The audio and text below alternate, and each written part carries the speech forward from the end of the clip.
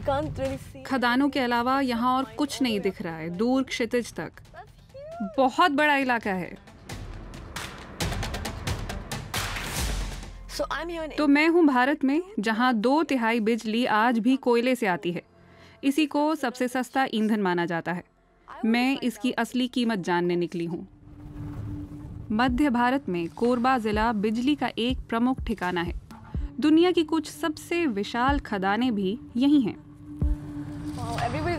यहाँ सबने चेहरा ढका हुआ है क्योंकि यहाँ इतनी धूल जो है, मेरा तो पूरा चेहरा भरा हुआ है।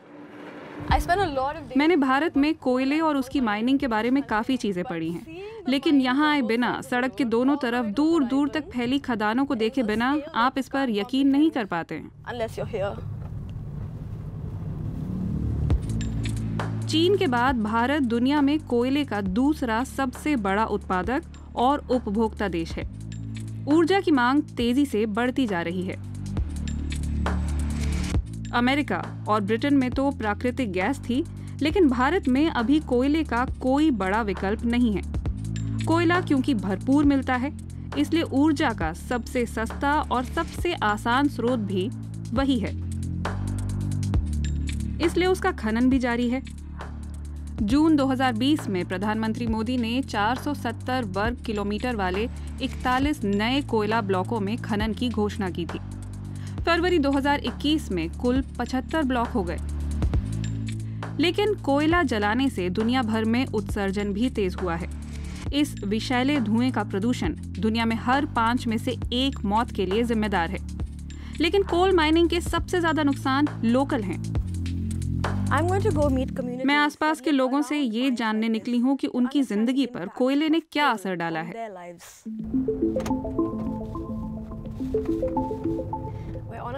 हम दूर बसे हुए एक गांव की ओर जा रहे हैं जो नक्शे में भी नहीं है, और यहाँ तो खैर सड़क तक नहीं है।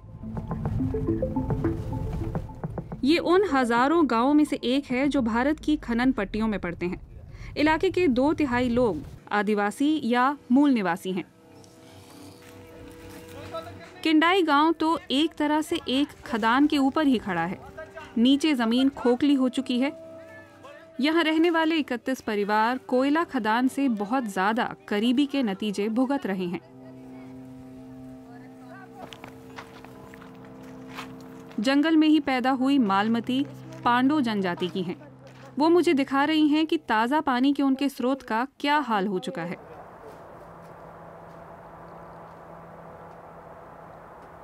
ये पूरा काला पड़ चुका है, कोयले और राख से भरा हुआ। तो ये भी भर के तो ये सीधे हमारे खेतों में जाता है। फसल नहीं उगती, कुछ भी नहीं उगता। बहुत बड़ी समस्या है। पानी बस ठहर जाता है, जैसे यहाँ पर।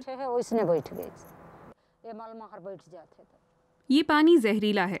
कोयले की धुलाई के दौरान निकली हुई राख से भरा हुआ है। विस्फोट में इस्तेमाल हुए डायनामाइट के टुकड़े भी हैं इसमें। खनन कंपनी को साफ पानी का पाइप डालने को कहा गया था, लेकिन वो भी बहुत गंदा है। ये पानी जानवर भी नहीं पी सकते, हम कैसे पिएंगे? आप पीते हैं तो क्या होता है आपको? पूरा बदन दुखने लगता है, सर दर्द होता है, बुखार आ जाता है। बुखार आ जाते हैं पानी में। इसी दौरान गांव के दूसरे हिस्से में कुछ गहमा गहमी सी दिखने लगी।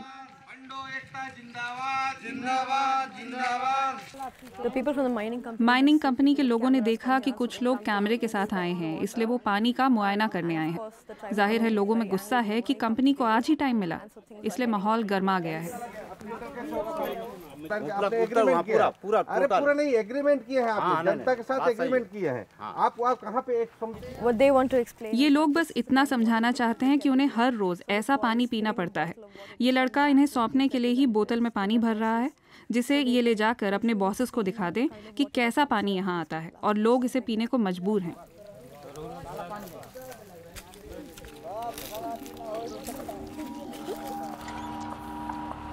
फिर हम पहुंचे खदान में प्रदूषण के आरोपों पर कंपनी वालों की प्रतिक्रिया जानने। हफ्तों पहले हमने भूमिगत खदान में वीडियो रिकॉर्डिंग की परमिशन ले ली थी, लेकिन जैसे ही हम पहुंचे तो उन्होंने बात करने से मना कर दिया और रिकॉर्डिंग भी नहीं करने दी। निराशा हो रही है, हम अंदर नहीं जा सकते हैं। कोयले से मालामाल मध्य भारत में दुनिया के कुछ सबसे ज्यादा बायोडाइवर्स जंगल बसे हैं। पानी और मिट्टी का प्रदूषण तो है ही। कोयले के खनन को नेशनल इंटरेस्ट में जरूरी बताया जाता है और वो पुराने उगे हुए विशाल जंगलों को बर्बाद कर रहा है। सरकारी आंकड़े ही बताते हैं कि 1950 के दशक से 1,64,000 हेक्टेयर जंगल माइनिंग में तबाह हो चुके हैं। ये जंगल करोड़ों लोगों के लिए घर हैं। वो मूल निवासी हैं यहाँ के। कोयला और दूसरी कुदरती चीजों की होड़ ने इन लोगों को दर-बदर कर दिया है। इसकी रिपोर्टिंग भी बहुत कम ही होती है। जिस किसी गांव का मैंने दौरा किया, हर जगह एक ही कहानी पाई। गोंड समुदाय के लोग तो बाप दादाओं की जमीनों से पहले ही बेदखल हो चुके हैं। धनुहार समुदाय के कुछ लोग बेदखली की कगार पर हैं। बाकी लोगों को डर है कि उनकी बारी भी आएगी। रमेश शर्मा एक जाने माने एक्टिविस्ट हैं। वो उन लोगों को कानूनी और सरकारी सहायता दिलाने का काम कर रहे हैं जिन पर माइनिंग के कारण जमीन खोने का खतरा है। हमने उनसे पूछा कि कोल माइनिंग अभी भी जारी क्यों है। बड़े पैमाने पर शहरीकरण हुआ है, इसलिए खतरनाक ढंग से कोयला खदानों की संख्या बढ़ रही है। बिजली की मांग बहुत ज्यादा है, लेकिन ये सिर्फ एक बहाना है। हमारी खपत के तरीके भी तो देखिए। हमारा कंज्यूमरिज्म है, हमें और चाहिए। उन लोगों की बात सुनने को आप बिल्कुल भी तैयार नहीं होते जो वाकई भुगत रहे हैं, जो विक्टिम हैं। आपकी बिजली की खातिर बड़े शहरों में 24 घंटे बिजली की खातिर जिन्होंने वाकई कुर्बानी दी है। हम नहीं कहते कि गांव अंधेरे में रहें। ये हम सबकी नैतिक जिम्मेदारी है कि उन लोगों की बात भी सुने।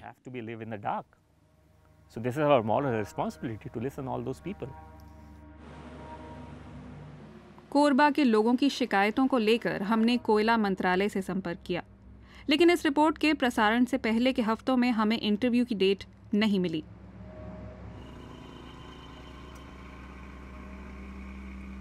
हम वहीं थे जब एक रोज पानी का प्रदूषण झेलते लोगों ने हमें एक खबर बताने के लिए बुलाया।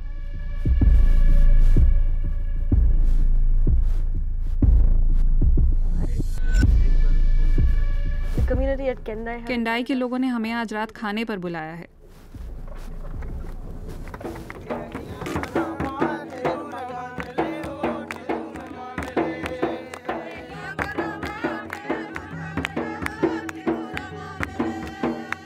स्वागत तो हमारा बहुत शानदार हुआ, लेकिन जो खबर दी वो बिल्कुल उलट थी। ग्राम प्रधान जानसाई ने बताया कि इस इलाके का अभी अभी सर्वे हुआ है और उनके पास नोटिस आ गया है कि यहाँ एक खुली खदान होगी, जिसका मतलब है इन लोगों को यहाँ से हटना पड़ेगा। और लिखा पढ़ी करके देथन। यहाँ मोर जिंदगी पला था और हरा भांजा में रहन, बघवा में, चितवा में, भलुआ में, हर जातों में कहे माँ हमार जीवन खुशल मंगल रही। यहाँ रहने वाले 31 परिवारों में से 7 के पास जमीन के कागज नहीं है। पुनर्वास उन्हीं का होगा जिनके पास कागज हैं। दुनिया भर में खनन के काम से लोग बेदखल हुए हैं, जर्मनी से लेकर जिम्बाब्वे तक, लेकिन उन्हें फिर से बसाने का इतिहास भारत में बहुत खराब है। 1951 से 25 लाख से ऊपर लोग खदानों के चलते विस्थापित हुए हैं और पुनर्वास हुआ है सिर्फ 1/4 का। तो अभी सरकार कही कि तुम दूसर जगह जात कहाँ ठे जाई हमन, वो जंगल के हमार जैसे ये जंगल के टोर हैं तैसने टोर के बना के हमके दे आए। कोई भाई के हमन दुश्मन बनाने की कोशिश नहीं है, बाकी हमार धरती ला बचावे।